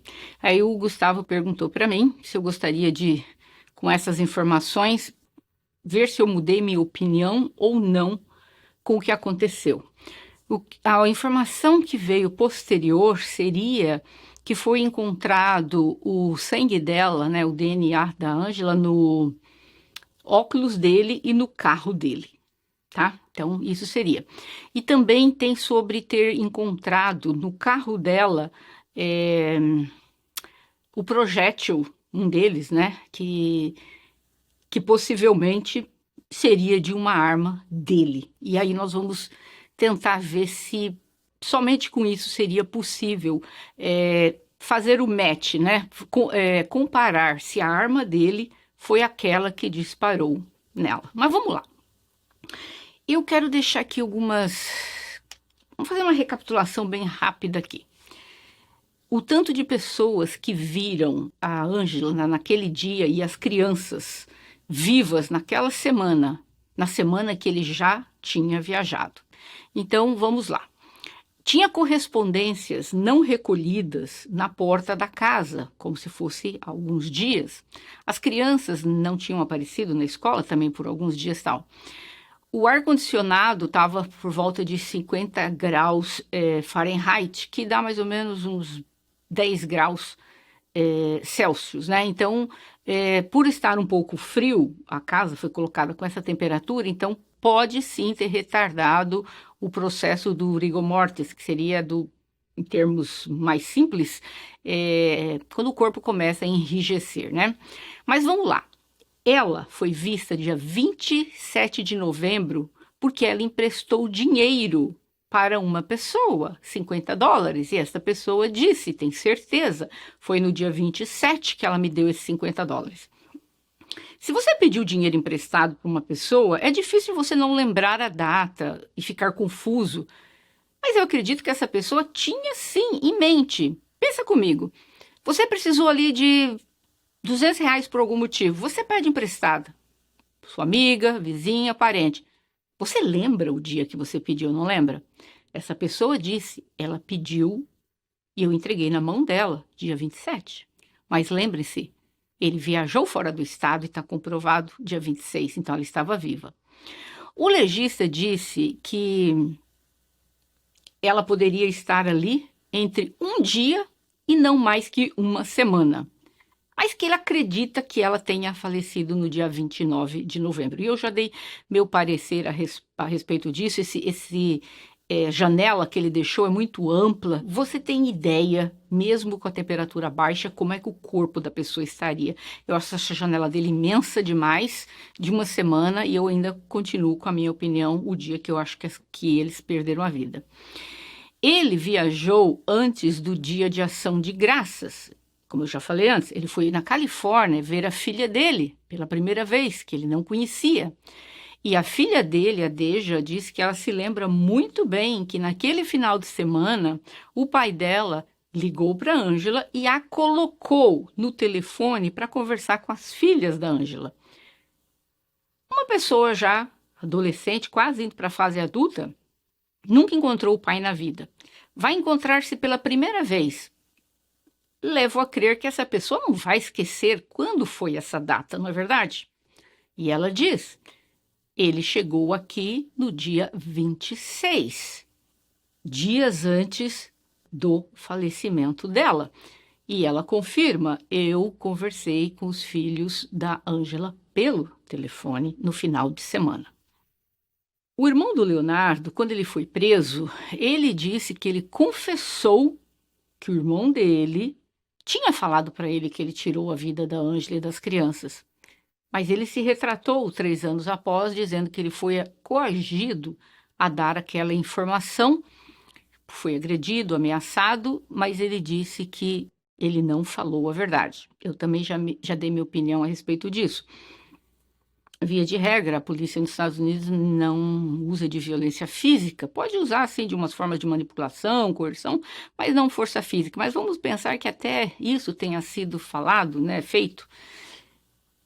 Ele levou 3 anos para dizer, mas ele disse, não, isso não era verdade, eu fui coagido a fazer. E por último não, tem mais 3 pessoas aqui que viram a Ângela. A irmã dela disse que visitou a Ângela no dia 27 de novembro. Ou seja, ele viajou dia 26. A Beverly, ela é uma das tias das crianças. Ela disse que a Alexus tinha acho que 10, 11 anos mais ou menos, ligou para ela por volta de meia-noite do sábado. Ela lembra muito disso porque não era uma coisa muito comum de estar ligando para ela tão tarde da noite. Aí como ela pensou, final de semana, estão acordados, mas ela disse que sim, a menina ligou para ela naquele sábado. Ou seja, ele já tinha saído do estado. Sherry, que é outra tia, falou também que conversou com a Ângela no domingo, às 10 horas, para fazerem planos para que as crianças ficassem com ela no final de semana seguinte. E ela disse que pôde ouvir ao fundo do telefonema as crianças brincando. Ou seja, ela afirma que ele já não estava mais lá, né? O vizinho Elmer, ele disse que as filhas da Ângela brincavam com as filhas dele e que ele viu a Ângela e os filhos dela naquele final de semana do dia 29. Mas no dia 29, ele disse que viu um homem que estava meio que olhando por trás da porta, espiando na casa dela, levando a crer que não era ele. Ele estava na Califórnia. Então, as testemunhas afirmaram que viram a Ângela, alguns no dia 28, outros no dia 29. Todas essas pessoas colocam eles como vivos nesta data, que seria impossível porque ele não estava lá. Agora vamos falar um pouco aqui sobre a balística. Vou tentar simplificar o máximo que eu puder, tá, gente? Os peritos podem comparar balas ou estojos de cartuchos ou estojos de metal que uma arma ejeta após disparar. Se as marcações nas balas ou nos estojos correspondem, isso indica que foram disparados da mesma arma. Mas os examinadores de armas de fogo usam o mesmo método. Usava muito este método, hoje em dia é um pouco mais avançado. Mas esse tipo de método usado naquela época tinha uma limitação importante, porque depois de comparar visualmente 2 balas ou os estojos de cartuchos, o examinador poderia oferecer uma opinião especializada se ela se correspondia, se aquela bala que saiu, aquele projétil que saiu daquela arma era a mesma que atingiu a pessoa. Mas eles não podem expressar a força da evidência numericamente, ou seja, da mesma maneira como um especialista em DNA pode ao testemunhar sobre evidências genéticas. Tem ali 99,9% de chance. Já no da balística é um pouco diferente. Quando uma arma ela é disparada, a bala desce pelo cano, ela encontra algo que chamamos sulcos e ranhuras, que a fazem girar, aumentando assim a precisão do disparo. Esses sulcos lineares cravam no metal da bala, deixando algo que chamamos de estrias. Isso quer dizer que o mecanismo que absorve acaba recuando a bala, ou seja, a teoria por trás da identificação de armas de fogo é que as estrias e as impressões microscópicas deixadas em balas e estojos de cartuchos são únicas, reproduzíveis e, portanto, funcionam quase como impressões digitais, mas seriam impressões, vamos dizer, digitais balísticas, que podem ser usadas para identificar uma arma. E você sabe, ninguém tem as impressões digitais idênticas, né? Se os investigadores recuperarem balas ou estojos de cartuchos de uma cena do crime, os examinadores forenses, eles podem testar o tiro da arma de um suspeito para ver se ela produz impressões digitais balísticas que correspondem às evidências. Mas essas balas e cartuchos disparados de armas diferentes podem ter marcações semelhantes, especificamente se as armas foram fabricadas consecutivamente. Isso levanta a possibilidade de uma correspondência que nós chamamos falso positivo, que pode ter consequências sérias para o acusado. Tentei explicar o mais simples possível, mas é como se, ao disparar essas armas, a arma, ela acaba criando essa impressão digital, que é como se fosse umas estrias, que a pessoa pode comparar, o perito compara, fala, sim, foi dessa arma que foi disparado essa bala. Mas, como eu falei, as armas que são fabricadas consecutivamente, existe a possibilidade que, ao fazer o teste, elas são quase idênticas ou até idênticas. E isso pode levar à condenação de uma pessoa, porque o exame pode dar positivo, sendo que não é. Pode dar negativo, mas não era positivo. Então, por isso que pode haver o falso positivo. Ou seja, mesmo nós estamos falando da tecnologia, gente, do ano que tudo isso ocorreu. Nós estamos em 2023, 20 anos se passaram, muita coisa já mudou. Hoje em dia, a balística, a perícia, muito mais avançada. Eu estou falando daquela época. Então, trocando em miúdos, vamos dizer assim, é questionável esta prova de balística feita. Aí você diz, mas e o sangue dela no óculos dele e no carro dele? Bom, pelo que vimos, não é que entraram lá e encontraram um mar de sangue para tudo que é lado. Não, uns respingos. Mas para vocês terem ideia de que isso pode acontecer em qualquer coisa, eu não estou mentindo. Minutos atrás eu estava tentando colocar um brinco. Só que o meu brinco, eu tenho 2 furinhos na minha orelha. E eu estava tentando um deles, só que esse furinho estava meio que fechado. Eu não percebi. Eu apertei demais, mas eu não percebi. E estou eu toda me arrumando. Quando eu entro e olho no espelho, eu tive que trocar de roupa. Por quê? Gotas de sangue caíram na minha blusa que eu estava usando. Eu estava usando uma blusa rosa clarinha que eu queria tanto usar. Eu não percebi. Aquelas gotas de sangue caíram da minha orelha na minha blusa. Eu estou querendo dizer com isso que É possível o sangue de uma pessoa cair em qualquer objeto? Pode. Se eu não tivesse olhado no espelho para mim uma vez mais, eu viria aqui gravar com aquela blusa e os pingos de sangue, porque eu já estava pronta, eu já ia vir para gravar, mas resolvi dar uma última olhadinha no espelho. E aí que eu vi que o sangue caiu. É possível que o sangue dela, em determinada época, caiu no carro dele, pegou no óculos dele? Absolutamente. É possível. Aconteceu comigo 2 minutinhos atrás. Pode acontecer com qualquer pessoa. Quantas vezes você estava dentro do carro ou em casa, você se machucou e umas gotas de sangue caíram ali? Algumas você limpou porque você viu, outras talvez você não limpou. Eu estou querendo dizer com isso que não é porque o sangue dela, o DNA dela, foi ali encontrado no carro e no óculos dele. Não estou falando de uma cena de crime que foram usados objetos cortantes. Aí você entra e tem aquele mar de sangue para tudo que é lado. Aí, são evidências bem contundentes.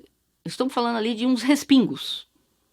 Pode ter pego no óculos dele antes, no passado, e meio que secou, ficou? Pode, pode. Então, eu mantenho a minha opinião da seguinte forma. Eu não posso dizer o Leonardo, ele foi culpado de ter tirado a vida de todos. Mas eu também não posso dizer o Leonardo não foi culpado de tirar a vida de todos. Leonardo, né? Eu estou abrasileirando. Dessa forma, o que a lei nos dita, você só pode condenar uma pessoa quando você tem 100% de convicção que a pessoa fez aquilo. Se você não tiver esta convicção, é um dever legal e moral você absolver essa pessoa. Eu não posso afirmar 100% que foi ele, mas eu também não posso descartar 100% que não foi ele. Então, se eu fizesse parte daquele júri, eu teria que ter o absolvido. Mas os jurados entenderam de forma diferente e ele foi sentenciado à pena capital e ele foi executado. É isso. Então, minha opinião, eu não posso dizer que foi ele e eu não posso dizer que não foi ele. A única coisa que eu posso dizer, todas as provas, as maiores, me levam a crer que todas essas pessoas não estavam equivocadas. Todas elas falaram, ouviram a Ângela e os filhos dela.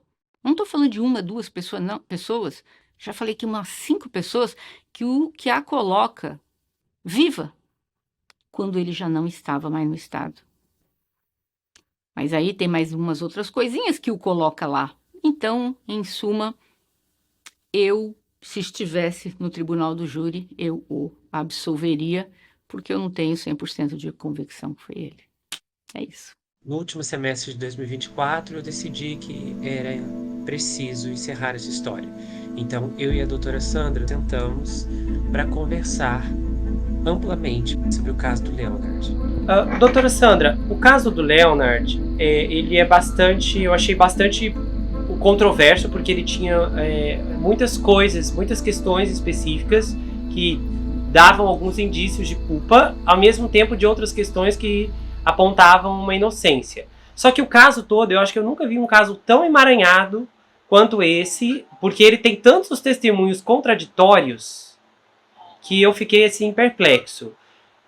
A senhora, vamos dizer agora, a senhora tem a opinião da senhora, o que a senhora deu ali de respaldo, que a senhora não poderia condenar porque não tem evidências suficientes apontando para uma culpa.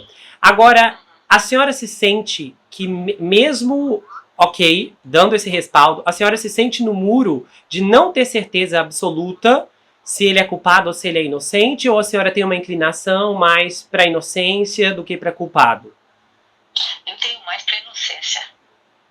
No começo eu não tinha tanto, quando eu tinha visto o caso inteiro, lido o caso todo. Não sei se cheguei a te passar a sentença total, nem sei se eu tenho ainda, porque eu mudei de computador. Mas eu lembro que eu li a sentença, foram 100 não sei quantas páginas. Meu Deus. E eu não tinha noção, eu não sabia de todos os detalhes, mas pelo número de testemunhas que não colocam na cidade, mas sim lá na Califórnia, eu sou mais inclinada a achar que ele não estava lá na cidade, apesar dele, eu achar que ele é um cara que não presta, né? Mas isso não Sim, faz isso não dele vale. nesse caso. Sim, mas na perspectiva da senhora, ele teve um julgamento justo? Foi, mas eu acho, quer dizer, não justo, vamos dizer assim. Eu acho que o advogado dele cometeu erros muito graves, entendeu? Tipo quais? Se eu teria esse caso comigo, eu teria feito de forma diferente. Ele não trouxe todos esses elementos porque assim, quando você tenta convencer o jurado, você não está tentando convencer o jurado que a pessoa não fez aquilo. Você tem que plantar a dúvida se ele fez ou não fez. Entendeu? Uhum. Você não está lá para dizer, não, ele não fez. Não. Você tem que plantar a dúvida. Por quê? Porque legalmente falando, quando você tem a dúvida, você tem que absolver. Porque é uma questão moral, né? Uhum. De você condenar uma pessoa que você não tem certeza. Então, tudo que precisa é aquela dúvida. Eu acho que o advogado dele, na época, não fez um bom trabalho, porque, olha, pelo número de testemunhas, esse cara teria sido absolvido. E outra coisa, o médico legista, primeiro fala que a pessoa morreu entre uma semana, não, de 3 dias a uma semana, ou seja, deixa uma janela muito grande, tudo muito mal feito. Eu acho que não foi assim justo o julgamento, porque as evidências apontam que ele não estava lá. Mas o que é que impediu? Porque as testemunhas falam por si só. As testemunhas foram interrogadas, expressaram que viram a Ângela, os filhos dela e tal. O que impediu o júri de absorver, de perceber esse fio de localização que o colocava bem longe da cena do crime? Por que isso não foi levado em conta, então, já que uma série grandiosa de pessoas, uma série numerosa de pessoas, testemunhou que presenciou a Ângela, os filhos, falou com ela por telefone, etc. Eu acho porque por causa do sangue que foi encontrado, como eu falei, não foi uma poça de sangue, foram uns respingos de sangue que foi encontrado no óculos dele e no carro. Então eu acho que por isso, e teve o depoimento do irmão dele, que depois se retratou, né? O irmão dele disse que, na polícia, esse depoimento foi pro dia do julgamento, que o irmão dele ligou para ele e confessou. Então isso foi o que pesou, porque o jurado falou, poxa vida, o irmão dele está dizendo que ele ligou e confessou. Só que o irmão dele depois, 3 anos depois, que foi dizer, né, que foi desmentiu, ameaçaram tirar a vida da mãe, blá blá blá blá, mas ele disse que não é verdade. Então, mas eu acho que o júri acabou condenando por causa do irmão dele e essa coisa do DNA. Mas se o irmão dele não tivesse feito essa acusação, eu acho que ele teria sido absolvido. E as apelações? Como é que a senhora vê daí já ao ponto das apelações de profissionais treinados, capacitados, juízes, de reavaliarem todas essas circunstâncias? Mas já tinha passado o tempo. Quando o irmão dele resolveu dizer que fez sob tortura, já tinha passado todo o tempo de defesa dele, tudo já tinha acabado tudo. Não tinha mais nada a fazer. Porque tem tempo, né, que você tem que seguir de apelação. Você não pode surgir com uma apelação 3 anos depois. Você tem prazo. Mas eles tentaram depois com o caso dele lá para parar a execução, e ninguém parou, porque daí nesse caso a gente entende que não houve uma inclinação favorável de falar, não, esse cara não merece isso. O que impediu, no caso, na perspectiva da senhora, o magistrado de ler tudo aquilo ali e de olhar e falar, não, tem muita gente aqui dizendo que esse indivíduo não estava. Essa leitura que eu queria entender do ponto de vista, não de um júri, de pessoas leigas ali que não conseguem entender e separar as questões todas controversas. Como que parte isso de um corpo ali, um colegiado, que decidiu contra ele? Eu acho que principalmente, como eu falei, por causa do depoimento do irmão, que é o número 1, né, uma das coisas que pesa muito, o DNA dele, que foi o sangue no óculos e no carro lá e tal, eu acho que isso foi o suficiente para eles, só que eu não consigo entender como, né, que um tribunal joga fora todas essas testemunhas. Nós estamos falando ali de mais de 7 pessoas, e ele também foi muito com base no que o promotor, do que o médico legista fez, só que esse médico legista ele já tinha cometido erros no passado, em outros casos, né?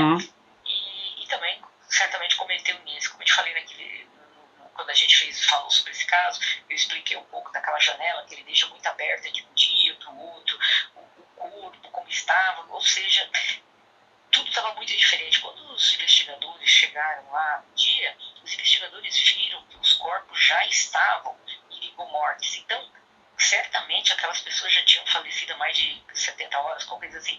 O cara vai e diz que eles podem ter morrido de 3 dias a 7 dias.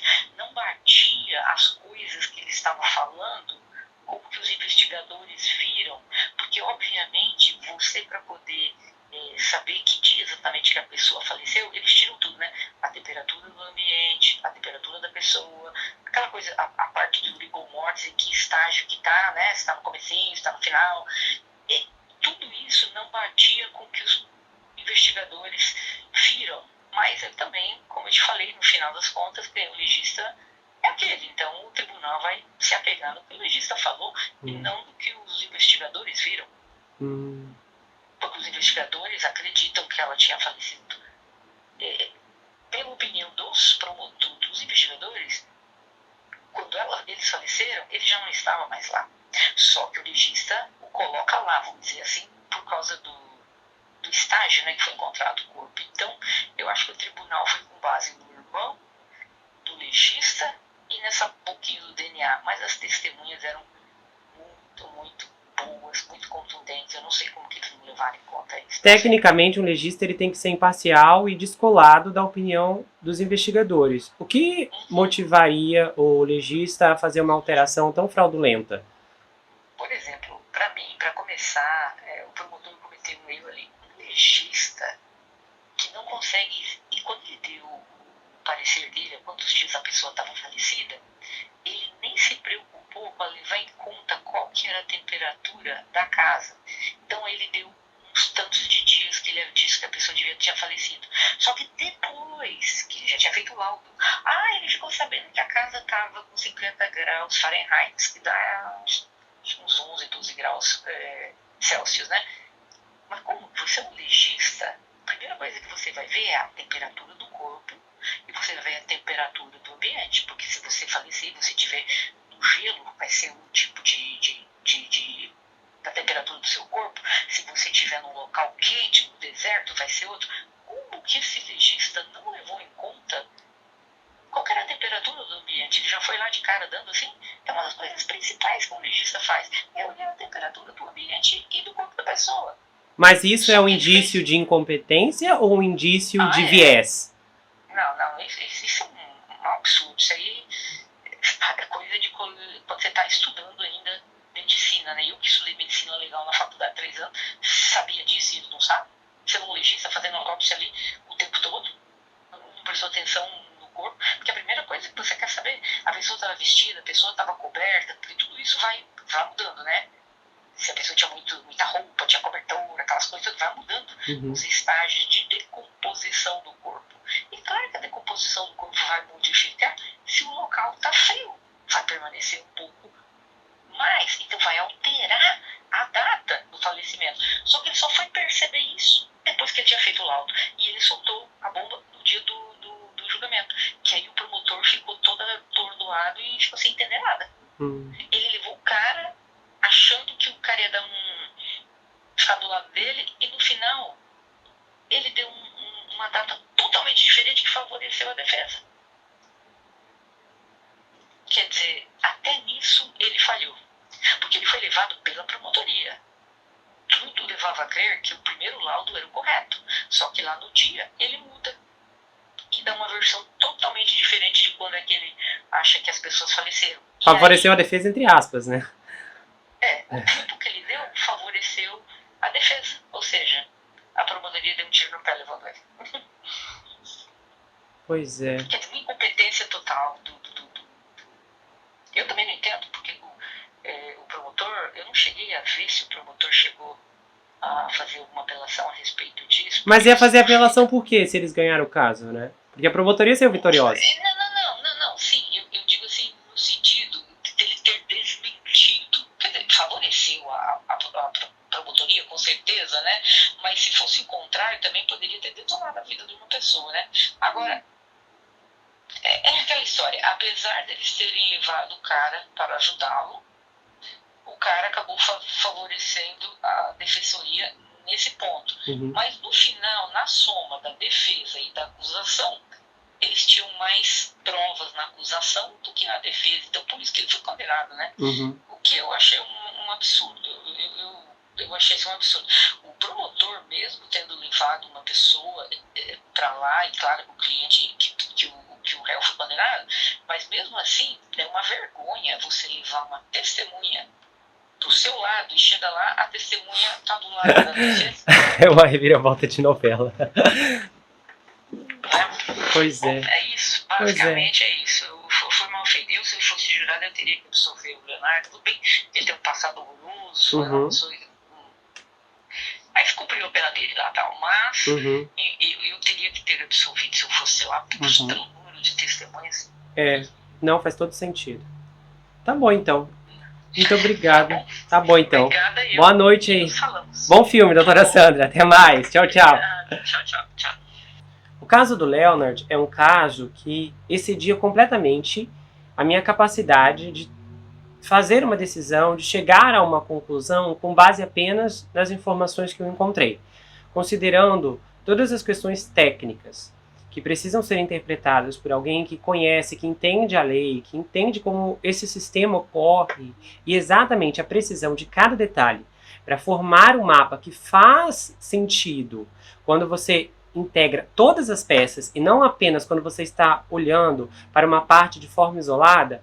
Eu considerei que seria muito importante entender exatamente o que a doutora Sandra achava, pensava e analisava a respeito dessa história, para que eu pudesse, a partir disso, ter uma conclusão mais pautada nas evidências, não apenas estavam disponíveis, mas que, a partir delas, eu conseguisse ter uma leitura adequada que me pudesse trazer compreensão e entendimento do que todas essas peças significam.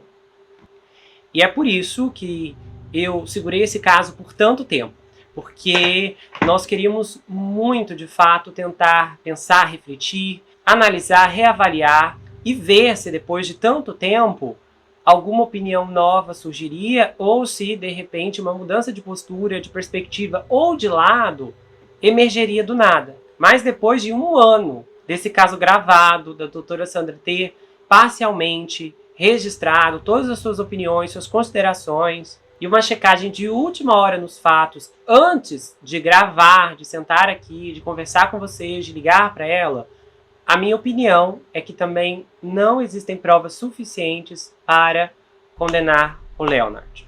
Se baseando no preceito da dúvida, essa história me gerou muitas dúvidas. E talvez o que amplificou toda essa confusão, e que no caso foi extremamente prejudicial para o Leonard, foi o seu passado conturbado, que muitas vezes pode ser um péssimo testemunho para o indivíduo que está sendo acusado de algo que não fez. E sabemos que tomar uma decisão com base no passado pode não ser justo, considerando que não há artifícios que sustentem de forma coerente a narrativa da promotoria da culpabilidade do Leonard. Então, de todas as histórias envolvendo pena capital, inclusive uma muito angustiante que eu produzi no ano passado, uma peça investigativa enorme do Richard Glossop, que está lutando para sobreviver, considerando que as autoridades se recusam a dar uma reavaliada em sua história e até o momento o caso dele está na Suprema Corte esperando para que alguém faça alguma coisa, esse caso se torna o pior de todos eles, porque em outras histórias que houve uma execução, como do Danny Rowling, que era claramente culpado e que merecia, de fato, a sua punição, e outros monstros terríveis que pisaram nessa terra, o Leonard claramente merecia o benefício da dúvida. E nesse caso, a execução, a pena capital, é injustificada. Não houve solidez suficiente para que hoje eu estivesse aqui e dissesse com segurança a justiça não cometeu um erro. Pelo contrário, quando olhamos para essa história, podemos compreender claramente, de forma perceptível e abrangente, que um erro muito grave foi cometido pela aplicação da lei. E infelizmente, a justiça falhou com o Leonard Taylor. Não posso dizer com 100% de certeza que ele é inocente. Eu tenho mais certeza da inocência do Richard Glossip. Aliás, mais certeza não, eu tenho 100% de certeza que aquele homem é inocente, considerando tudo que eu avaliei, inclusive as confissões tenebrosas do verdadeiro homicida.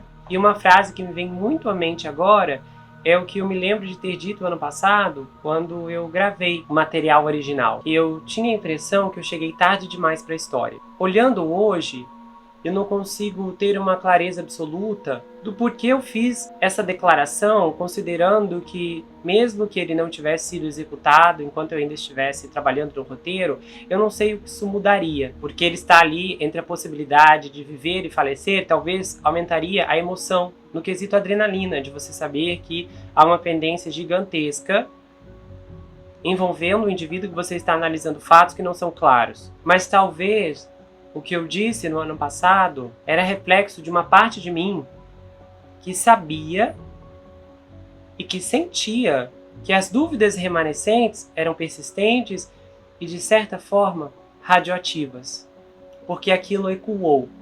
E se na época eu não conseguia chegar a uma conclusão formal, porque as evidências que chegaram até mim não vieram por uma estrutura linear, eu acho que eu me senti impedido pela ambivalência de todos os pontos de chegar a um raciocínio final, porque eu estava inundado por incertezas. Mas hoje eu não tenho mais essas incertezas. Depois de um ano, meus questionamentos mudaram e o meu entendimento com certeza é palpável agora. E se estivesse em minhas mãos, Leonard não teria sido executado de forma alguma.